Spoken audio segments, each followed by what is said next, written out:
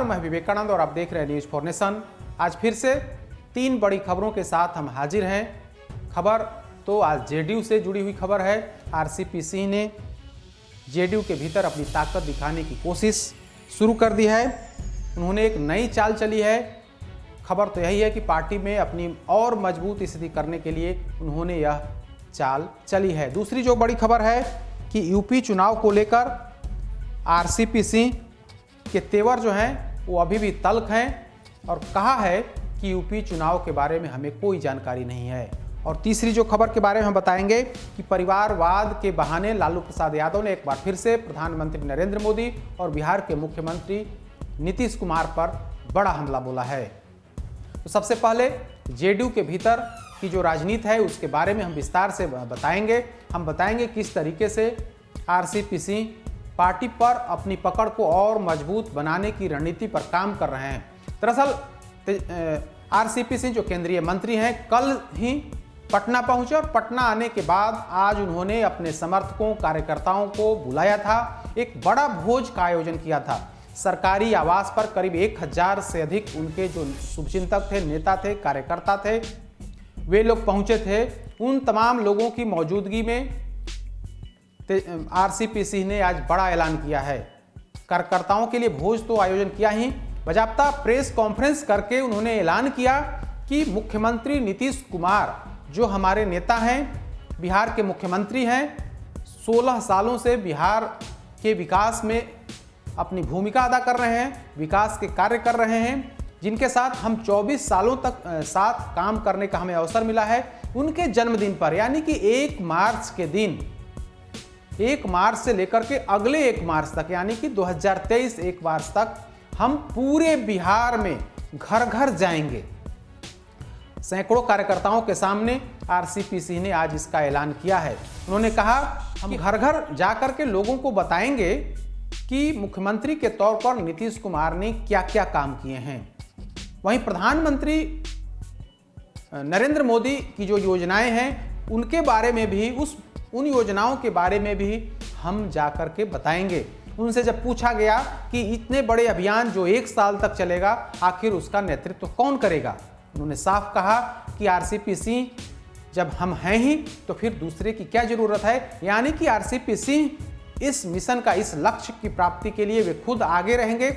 वे भी लगातार जनसंपर्क गांव-गांव जाएंगे, घर घर जाएंगे, लोगों के घर में जाकर के यह बताएंगे कि देखिए नीतीश कुमार बिहार के लिए क्या कुछ किए हैं। वहीं प्रधानमंत्री नरेंद्र मोदी जो सिर्फ और सिर्फ देश के विकास की बात सोचते हैं, वे आप लोगों के लिए क्या कुछ कर रहे हैं। जानकार तो यही बताते हैं कि इस बहाने, चूंकि 1 साल तक यह कार्यक्रम चलेगा, तो इस बहाने गांव-गांव तक अपनी पैठ को और मजबूत करने की कोशिश, संगठन पर और पकड़ बनाने की कोशिश, पार्टी पर पकड़ बनाने की कोशिश आरसीपी सिंह की तरफ से की जा रही है।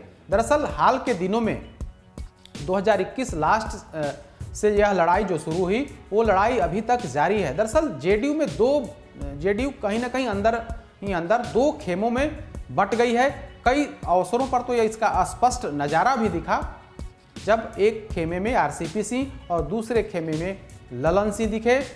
यह लड़ाई तब से शुरू हुई जब मोदी कैबिनेट में आरसीपी सिंह को जगह दे दी गई। आरसीपी सिंह को जगह देने के बाद दूसरा खेमा जो था वो राष्ट्रीय अध्यक्ष की कुर्सी पर ललन सिंह को बिठाया गया। तब से यह लड़ाई पूरे तौर पर सार्वजनिक हो गई है। गाहे बगाहे ललन सिंह भी आरसीपी सिंह पर हमला बोलते हैं, वहीं आरसीपी सिंह भी बिना नाम के नेतृत्व पर सवाल खड़े कर रहे हैं। उत्तर प्रदेश चुनाव को लेकर भी दोनों नेताओं के बीच की जो लड़ाई थी वो सार्वजनिक हो गई। राष्ट्रीय अध्यक्ष ललन सिंह ने कहा कि उत्तर प्रदेश में बीजेपी के साथ गठबंधन को लेकर के हमने यानी कि कमेटी ने आरसीपी सिंह को जिम्मा दे दिया और कहा कि आपका नज़दीकी बीजेपी नेताओं से है, तो ऐसे में आप समझौते को लेकर के बातचीत करिए। लेकिन बातचीत नहीं बनी। जेडीयू करीब 3 से 4 महीनों तक इस इंतजार में रहा कि बीजेपी से समझौता हो जाएगा, लेकिन इन वक्त पर बीजेपी ने जेडीयू की मांग को खारिज कर दिया। इसके बाद ललन सिंह ने सीधा आरोप आरसीपी सिंह पर लगाया और कहा कि इनकी वजह से इतनी देरी हुई। अगर बातचीत हुई होती, ईमानदार बातचीत हुई होती, तो तो कहीं ना कहीं समझौता हो गया होता, लेकिन ऐसा नहीं हुआ। विवश होकर जेडीयू अंत समय में अपने कैंडिडेट मैदान में उतारे हैं। हालांकि उनकी क्या स्थिति रहने वाली है यह तो जगजाहिर है। कुछ नेता, बिहार के कुछ नेता गए भी हैं चुनाव प्रचार में, लेकिन वहां की स्थिति अच्छी नहीं। श्रवण कुमार जो नीतीश कैबिनेट में मंत्री हैं, वे लगातार वहां पर जाकर के जनसंपर्क किए हैं, कई क्षेत्रों में घूमे भी हैं। आज प्रेस कॉन्फ्रेंस के दौरान जब आरसीपीसी से पूछा गया कि बिहार की यूपी चुनाव के बारे में आपका क्या कहना है, उन्होंने साफ तौर पर कहा कि यूपी चुनाव के बारे में मुझे कोई जानकारी नहीं है। यानी कि उन्होंने सीधे तौर पर नेतृत्व से साफ कर दिया है कि हमें यूपी चुनाव से कोई मतलब नहीं है। हालांकि चुनाव प्रचार में जाएंगे या नहीं जाएंगे यह तो नहीं बताया, लेकिन उन्होंने तल्ख तेवर में कहा कि यूपी चुनाव के बारे में हमें कोई जानकारी नहीं है। यानी कि उन्होंने साफ कर दिया कि जो लड़ाई यूपी चुनाव को लेकर के जो लड़ाई शुरू हुई थी वो तल्खी अभी तक बरकरार है। ललन सिंह और आरसीपीसी के बीच की जो दूरी थी वो दूरी पटी नहीं है। हालांकि मुख्यमंत्री नीतीश कुमार ने इसे पाटने की जरूर कोशिश की थी, लेकिन वो दूरी अभी तक पाटने में कामयाब नहीं हो पाए हैं। एक दूसरे पर आरोप और प्रत्यारोप जारी है। तो आज आरसीपीसी इस माध्यम से, यानी कि जनसंपर्क के ऐलान के माध्यम से यह बताने की कोशिश की है कि हम आज भी हमारा संगठन पर पकड़ है, हम जन जन तक जाएंगे, हम घर घर तक जाएंगे और नीतीश कुमार की नीतियों का प्रचार करेंगे, उनकी योजनाओं के बारे में हम बताएंगे। तो यह एजेंडा है आरसीपीसी का। उसी एजेंडे का ऐलान करने के लिए बाकायदा आज प्रेस कॉन्फ्रेंस बुलाया था और तमाम बातों का उन्होंने जिक्र किया और कहा कि अगर हम 1 सालों तक काम करेंगे बिहार में, गांव-गांव तक जाएंगे, उनको योजनाओं के बारे में बताएंगे कि हमारी सरकार ने 2005 से लेकर के अब तक 2022 तक क्या कुछ किए हैं, 2005 से पहले क्या स्थिति थी बिहार की, आज क्या स्थिति है, तो इसका सीधा लाभ 2024 लोकसभा चुनाव में हमें मिलेगा।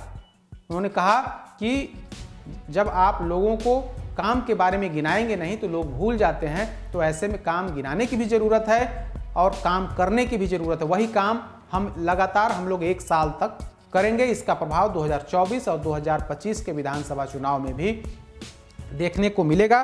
तो यह चाल, यह रणनीति आरसीपीसी की है और अपने सैकड़ों समर्थकों के साथ आज यह ऐलान किया कि हम केंद्रीय मंत्री के तौर पर तो हम काम करेंगे ही करेंगे, नेता के तौर पर, जेडीयू के नेता के तौर पर वह हम काम करेंगे।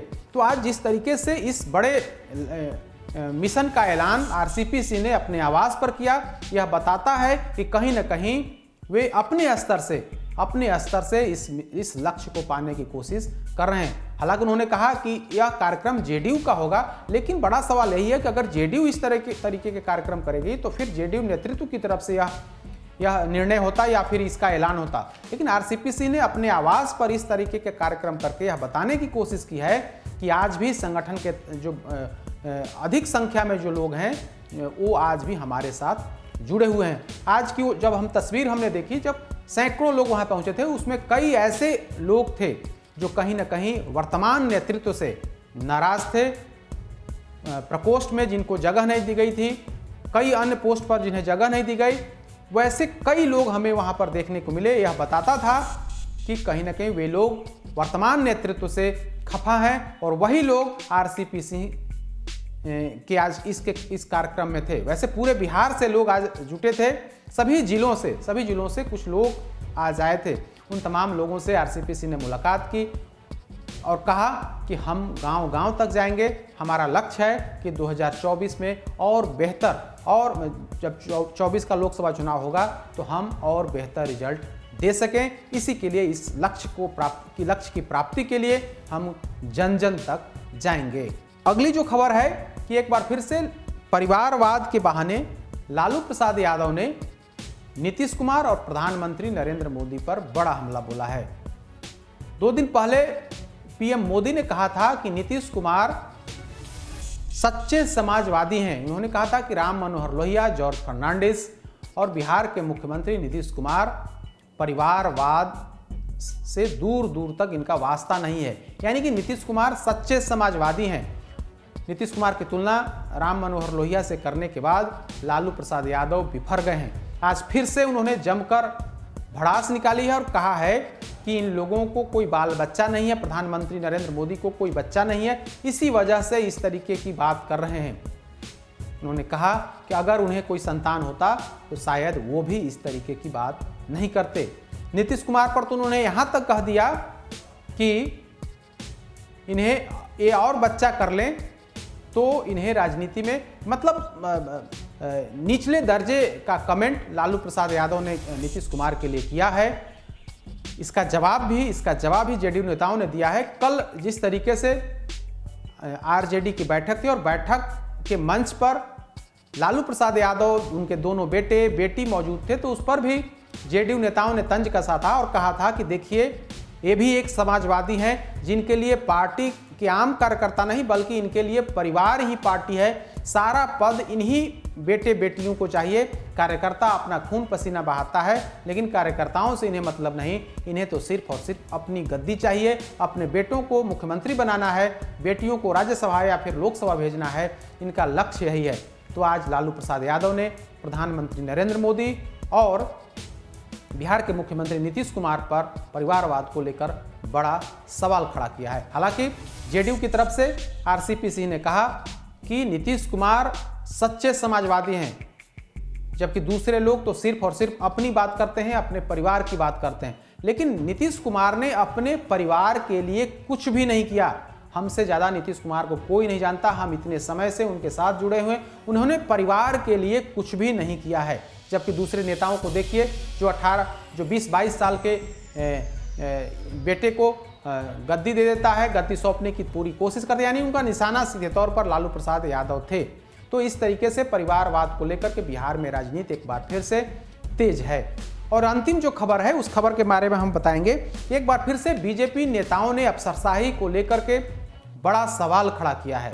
कल झंझारपुर से बीजेपी के विधायक व पार्टी के वरिष्ठ नेता जो प्रदेश के उपाध्यक्ष हैं नीतीश मिश्रा, उन्होंने सवाल खड़ा किया और कहा कि हम लगातार पत्र लिख रहे हैं, मुख्य सचिव से लेकर के डीएम तक को पत्र लिखे, लेकिन एक छोटा काम सरकार या प्रशासनिक अधिकारी नहीं कर पा रहे हैं। दरअसल उनके क्षेत्र में झंझारपुर में जल जमाव की समस्या थी, उस समस्या को लेकर उन्होंने कई बार पत्राचार किया। यहां तक उन्होंने मुख्य सचिव को लिखा कि आप इस मामले में हस्तक्षेप करिए और इस समस्या से निजात दिलवाइए, लेकिन किसी अफसर के कान पर जूं नहीं रेंगा। इसके बाद थक हार करके उन्होंने बजाबता झंझारपुर एसडीओ कार्यालय के समक्ष धरना पर बैठने का ऐलान कर दिया। मीडिया में जब यह खबर आई, इसके बाद सुशासन के अधिकारी नींद से जागे और इसके बाद आनन फानन में वहां के जिलाधिकारी अमित कुमार ने मीटिंग बुलाने, इस समस्या के समाधान के लिए मीटिंग बुलाने का निर्णय लिया। इसका पत्र जारी किया है और कल जो है मधुबनी के कलेक्टर मीटिंग करेंगे। वहीं दूसरी जो खबर थी, बिहार विधानसभा के अध्यक्ष भी पुलिसिया कार्यप्रणाली से काफ़ी क्षुब्ध दिखे। कल उन्होंने अपने क्षेत्र लखीसराय में पुलिसिया जुल्म से त्रस्त होकर के पुलिस पर गंभीर सवाल खड़े किए और कहा कि यह कार्यप्रणाली हम बर्दाश्त नहीं करेंगे। एक वीडियो भी वायरल हुआ जिसमें वे एक पुलिस वाले, एक थानेदार की जमकर खरी खोटी सुना रहे हैं और कह रहे हैं कि हम इस तरीके की हरकत बर्दाश्त नहीं करेंगे। यानी कि एक दिन में दो बड़े नेताओं ने सुशासन के पुलिस और प्रशासन पर गंभीर सवाल खड़े किए और कहा कि यह कतई बर्दाश्त नहीं हो सकता है। दरअसल बिहार में अफसरशाही को लेकर के लगातार बीजेपी के नेता विधायक सवाल खड़े करते हैं और कहते हैं कि अफसरशाही इतनी हावी है कि जनप्रतिनिधियों का कोई सम्मान नहीं है। कल जिस तरीके से वहां की पुलिस ने और विधानसभा अध्यक्ष के बीच जो विवाद हुआ, कहीं ना कहीं यह पूरी विधायिका पर चोट करने वाली। इसके बाद पूरी बीजेपी आज विधानसभा अध्यक्ष के पक्ष में खड़ी हो गई है। आज बिहार बीजेपी के अध्यक्ष डॉक्टर संजय जायसवाल ने कहा कि निश्चित तौर पर यह काफी चिंता की बात है कि एक आम आदमी जो आरोपी है, जो दोषी है, पुलिस उसे नहीं पकड़ती है बल्कि उसे पकड़ करके पैसे लेकर के छोड़ देती है और एक निर्दोष व्यक्ति को पुलिस जबरन पकड़ करके ले जाती है। यह कतई बर्दाश्त नहीं होगा। हम लोग बड़े अधिकारियों से इस संबंध में बात कर रहे हैं और जो भी जिम्मेदार होगा इस मामले में कहीं ना कहीं उस पर कार्रवाई होगी। तो बिहार बीजेपी नेतृत्व जो है वो सीधे तौर पर अध्यक्ष, बिहार विधानसभा के अध्यक्ष विजय सिन्हा के पक्ष में खड़ी हो गई और कहा है कि विजय सिन्हा के साथ जो कल वाकया हुआ है, जो वीडियो सामने आया है, यह कतई बर्दाश्त नहीं किया सकता है और इस मामले में सरकार कार्रवाई करेगी। तो पुलिसिया सिस्टम पर एक बार फिर से बीजेपी के नेता हमलावर हैं। तो ये 3 बड़ी खबरें थी, तीनों के बारे में हमने विस्तार से बताया। कल फिर से 3 बड़ी खबरों को लेकर के हम हाजिर होंगे। तब तक हमें दीजिए इजाजत। नमस्कार।